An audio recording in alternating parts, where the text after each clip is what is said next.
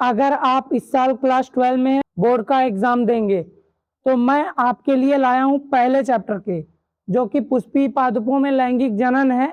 इससे रिलेटेड जितने भी चित्र हैं मैं इस वीडियो में कवर कराऊंगा। और ये चित्र अगर आप जान लेते हैं और उनके सभी अंगों के नाम समझ लेते हैं, चित्र बनाने के बाद क्या लिखना है, तो आपको 4 से 5 नंबर आपके फिक्स हो जाएंगे। चित्र समझना इसलिए भी जरूरी है क्योंकि अगर आप साइंस लिए हैं तो बायोलॉजी में फिगर्स का यानी चित्र का बहुत बड़ा योगदान होता है। आपके चित्र जो है बहुत अच्छे से साफ सुथरे होने चाहिए और अच्छे से अच्छा चित्र बनाएं, ताकि जो आपकी इमेज है एग्जामिनर के दिमाग में एक टॉपर्स वाली बैठे और आपको पूरा नंबर मिल सके।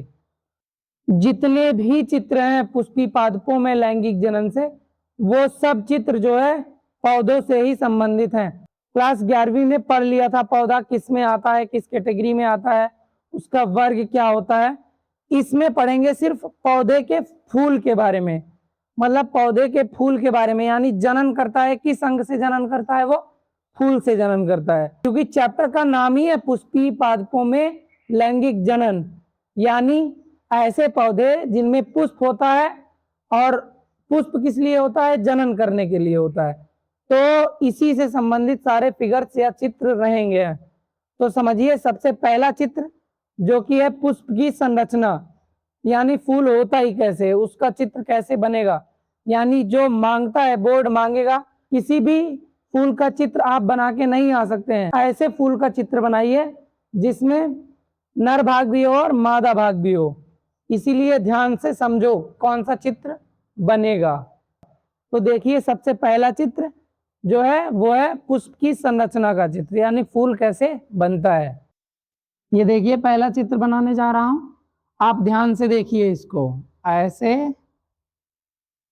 ऐसे जैसे जैसे मैं हाथ चलाऊं वैसे वैसे आप लोग भी चलाइएगा, तो आपको काफी अच्छा रिजल्ट मिलेगा। अगर आपको काफी अच्छा रिजल्ट चाहिए तो जैसे जैसे मैं बना रहा हूं वैसे वैसे आप भी बनाइए।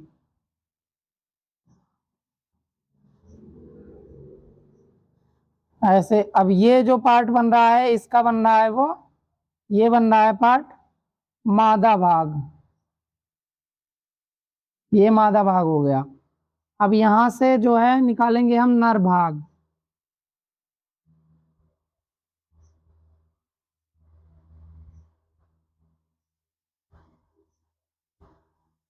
यहां से भी निकालेंगे नर भाग।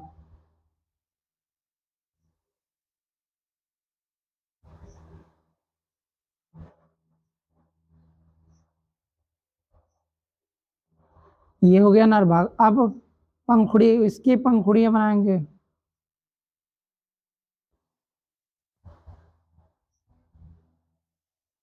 थोड़ा सा ये रास्ता अब बीच में आ रहा है तो इसे मिटा लेते हैं।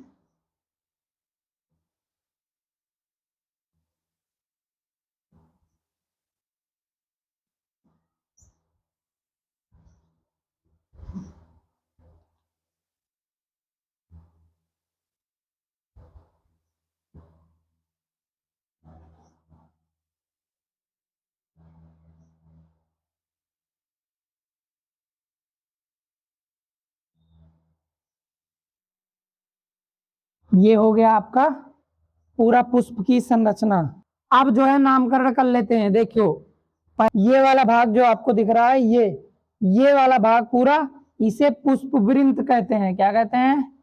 पुष्पवृंत, यानी पेडिशल। इसे इंग्लिश में क्या कहते हैं? पेडिशल।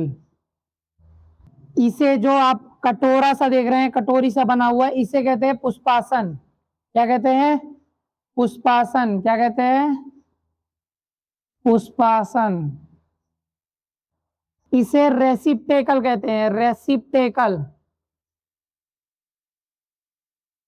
पुष्पासन का जो ये ऊपर जाके ऐसे लटका हुआ है उसे कहते हैं बाह्यदल। क्या कहते हैं?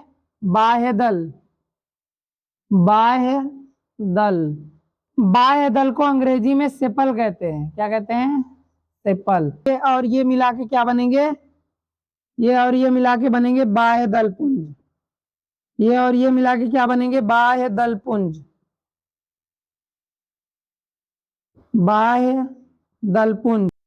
बाह्य दलपुंज को अंग्रेजी में एपिकैलिक्स कहते हैं, एपिकैलिक्स। जो फूल का सबसे निचला हिस्सा होता है उसको आपने अच्छे से समझ लिया। अब चलते हैं ऊपरी भाग को समझते हैं।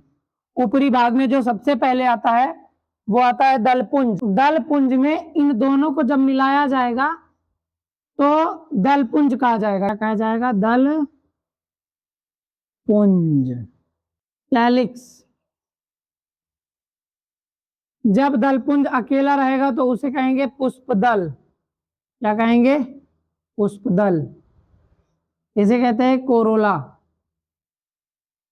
यहां तक हमने पुष्प का जो है नामकरण कर लिया है, जो बाहरी अंग होते हैं।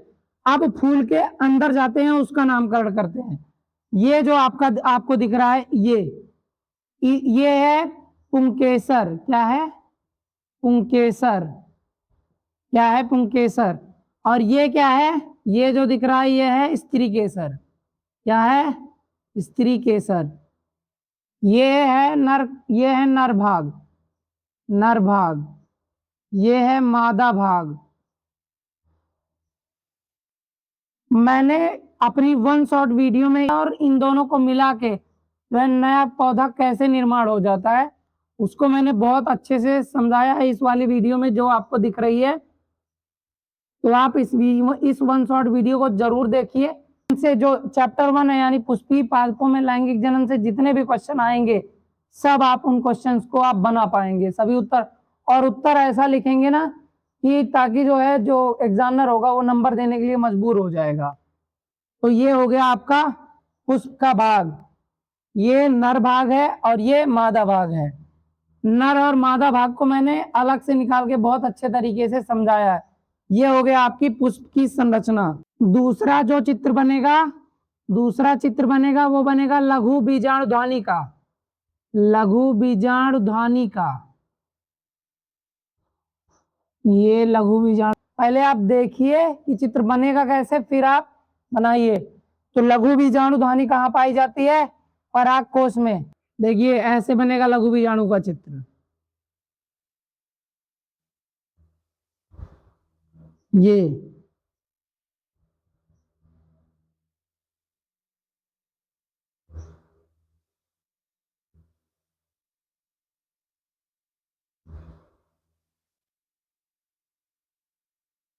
ध्यान से देख के जाइए चित्र को कैसे बना रहा हूं, ऐसे ही आप लोग भी बनाइएगा।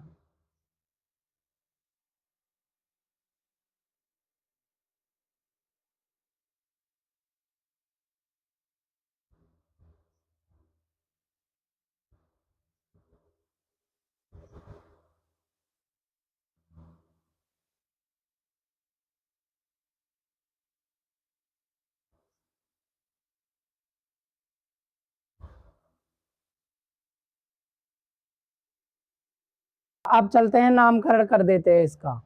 ये जो दिख रहा है ना ये वाला जो जलेबी सा, ये है टेपिटम।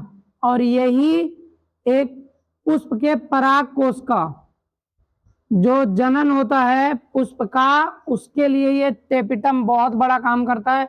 इसके बारे में बहुत अच्छे से समझाया मैंने वन शॉट वीडियो में, आप लोग वन शॉट जरूर देखिए। ये हो गई मध्य परत। ये हो गई आपकी मध्य परत। ये हो गई अंतः परत।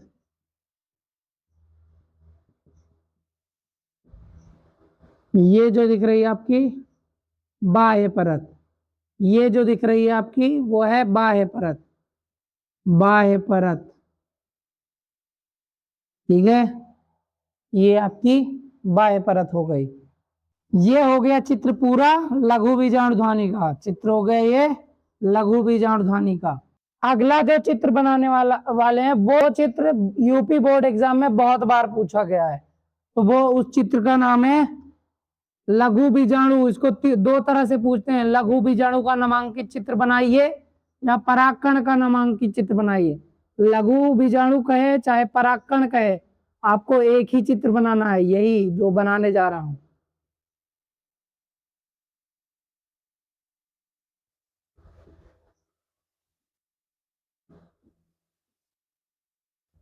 लघु बीजाणु या परागकण का चित्र बनाने के लिए सबसे पहले आप गोला बनाइए। ऐसे गोला बना लिया, चाहे आपके आपके पास गोला प्रकार रहेगा, आप खींच सकते हैं उसको। उसके बाद इस लाइन को थोड़ा मोटा कर दीजिए, इस लाइन को थोड़ा सा मोटा कर दीजिए।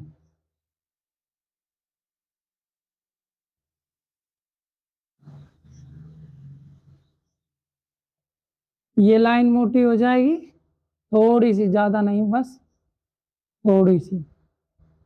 ये अब इसका ऐसे भाग बनाइए थोड़ा सा, इसके चारों तरफ एक और गोला बनाइए।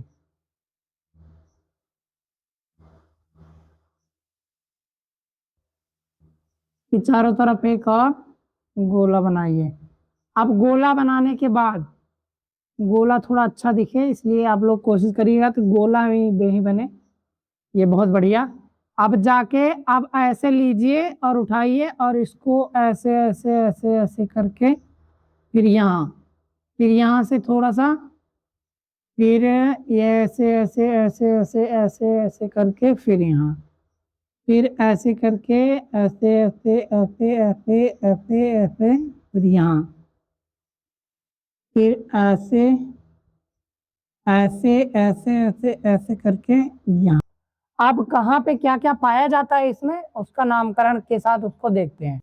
यहाँ पे जो दो पाए जाते हैं यही होते हैं युग्मक, नर युग्मक यही पाए जाते हैं। ये जो दिख रहा है आपको, ये दोनों क्या कहलाते हैं, नर युग्मक। क्या कहलाते हैं, नर युग्मक, नर युग्मक। और ये है कायिक भाग, क्या कहते हैं, कायिक भाग। और ये क्या है, इसकी बाह्य चोल, क्या है इसकी बाह्य चोल, बाह्य चोल। ये जो दिख रही है आपको, ये इसकी है अंतःचोल, ये इसकी है अंतःचोल। मैंने चित्र बना दिया है, अब आप लोग ध्यान से देखकर चित्र बना लीजिए। अगला चित्र है बीजांड की संरचना। क्या है, बीजांड, बीजांड की संरचना। ये पूरे चैप्टर का मोस्ट इंपॉर्टेंट फिगर है।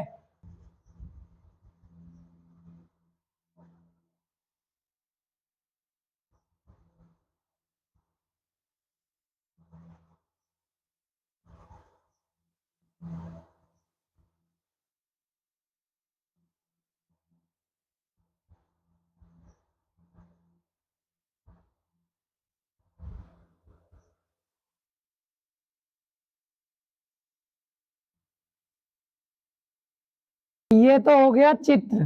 अब आप इसमें कहाँ पे क्या क्या पाया जाता है और नामकरण देख लेते हैं।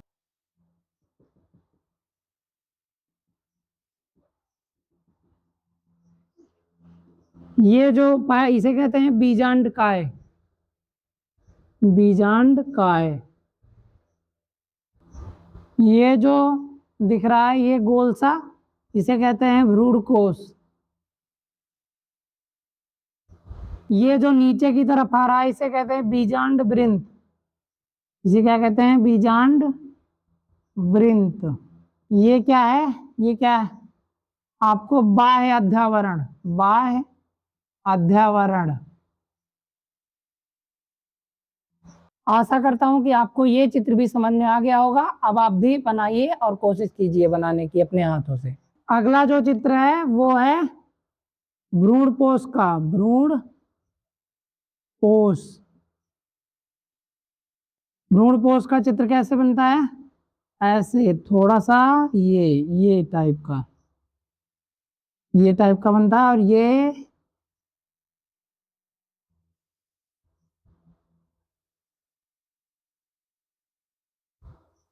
ऐसे थोड़ा सा ऐसे रहता है।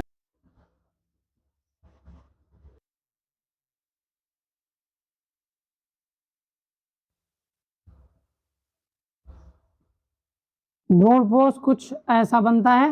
अब चलो नामकरण कर लेते हैं, कौन सा भाग कहाँ कहाँ पे पाया जाता है। ये जो बीच में दिख रहा है इसे केंद्रीय कोशिका कहते हैं। क्या कहते हैं, केंद्रीय कोशिका।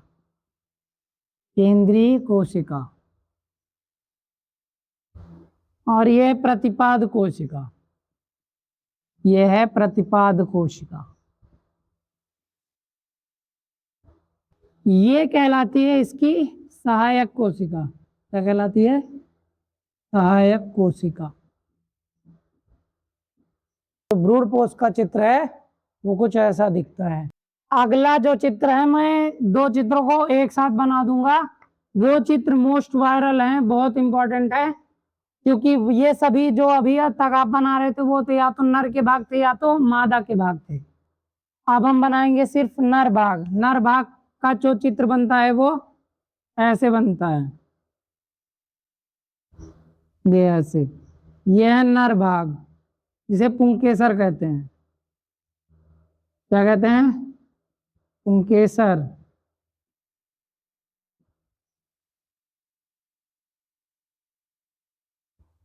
यह है योजी, यह है वृंत,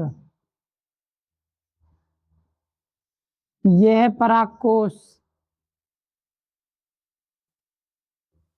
ये तो हो गया आपका नर भाग। अब देख लीजिए कि मादा भाग कैसे बनता है, जो पुष्प का मादा भाग होता है। पुष्प का मादा भाग बनाने के लिए आपको ऐसे कुछ ऐसे ऐसे ले जाइए और ऐसे ऐसे आपको ये ऐसे कर, और ये थोड़ा सा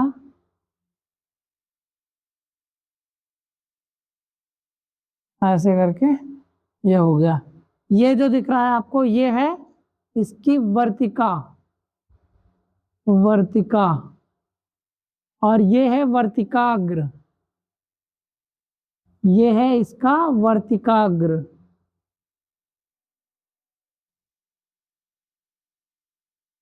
वर्तिकाग्र, और ये है अंडाशय। ये क्या है? अंडाशय। यही है इसका मादा भाग। जब आपसे मादा भाग का चित्र पूछे तो आप ऐसे ही बनाएंगे। इसे स्त्री केसर कहते हैं। क्या कहते हैं? स्त्री केसर। तो आपके चैप्टर 1 से जितने जितने भी चित्र बनेंगे वो मैंने आपको अपने हाथों से बनाकर समझा दिया है। आपको इनके काम और इनको कैसे कैसे इनका क्या कार्य होता है, कैसे नया पौधा का निर्माण होता है, इसको डिटेल में समझना है।